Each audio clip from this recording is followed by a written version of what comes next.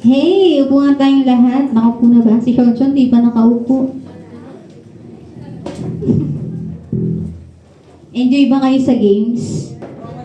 Malamig? Sobrang lamig? Yung iba, ready, may dalang jacket eh. Okay, ngayon naman start na tayo sa ating pagpupurihan sa Panginoon. Share ko lang yung sa awit 100 verse 4 to 5. Pumasok sa kanyang templo na ang puso'y nagdiriwang, umaawit, nagpupuri sa loob ng dakong banal, purihin ang ngalan niya at siya'y pasalamatan. Verse 5, napakabuti ni Yahweh, pag-ibig niya'y walang hanggan, pag-ibig niya ay tunay, laging tapat kailanman.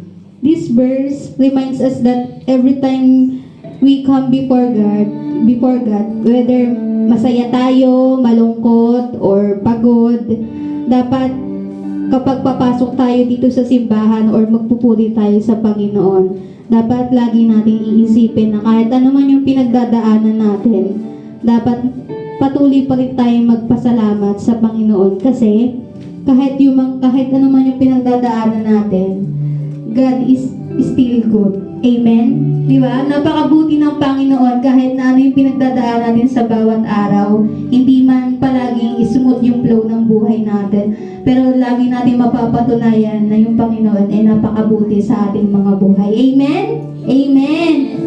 Dapat kapag nagpupuri tayo, dapat parang nagse-celebrate din tayo ng birthday. Dapat parang ganun din kapag nagpupuri tayo sa Panginoon. Kasi pag nag-worship tayo, mas lumalapit din yung sarili natin sa Panginoon.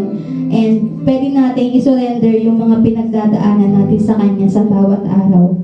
Dapat hindi lang tayo kumakanta gamit ang ating bibig. Dapat kumakanta din tayo gamit ang ating mga puso. Dapat yung kinakanta natin, hindi lang dapat binibigkas yung lyrics, bagkus dapat lagi natin isinasa puso kung ano man yung binabanggit ng ating mga bibig. Amen? O tayo tumayo na lahat at magpuri sa Panginoon. Palakpakan naman natin. Okay? Yes, Lord. Maraming salamat, Lord, sa araw na ito, Lord. Maraming salamat, Lord, sa privilege, Lord, na makapagpuri sa inyo, Lord. Maraming salamat, Lord, sa boses, Lord, na ibinigay niyo sa amin, Lord, para umawit sa inyo, Lord. Lord, buksan niyo po ang puso namin, Lord. Linisin niyo po ito, Lord, upang makalapit po kami, Lord, sa inyo, Lord, ng maayos, Lord.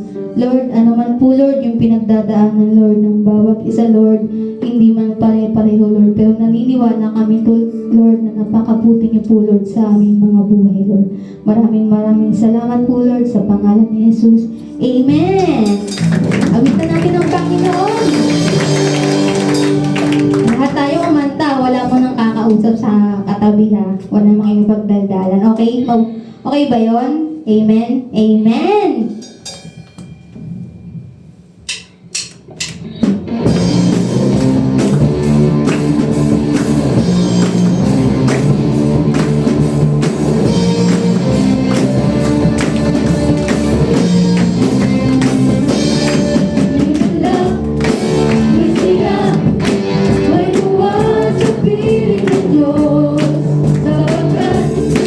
Hirap na, puso ay nalala.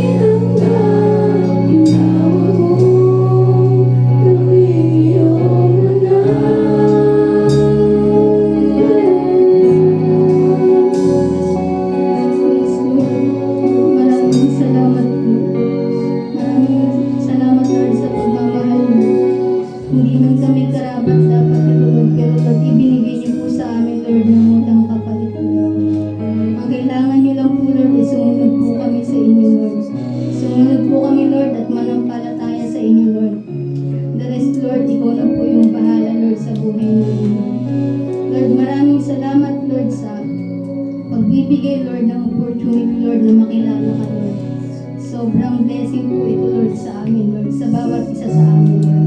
Lord, alam ko, Lord, na hindi aksidente, Lord, na nandito kami lahat ngayon, Lord, at nagpupuri sa inyo, Lord.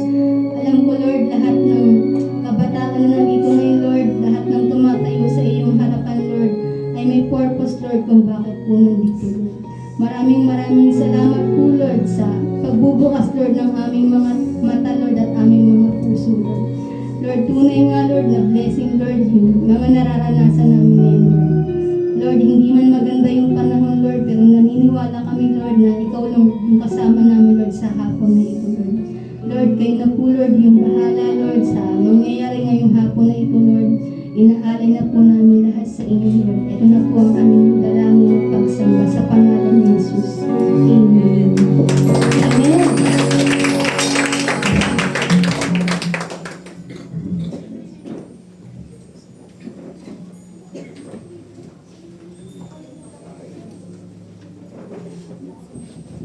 Ayan, sige, upo na kayo. Ayan. Magandang hapon. Ayan. So, tapos na tayo sa games at tapos na tayo sa pagpupuri at pagsamba sa ating Panginoon. So, meron pa po tayong isang way para mapurihan natin ang ating Panginoon.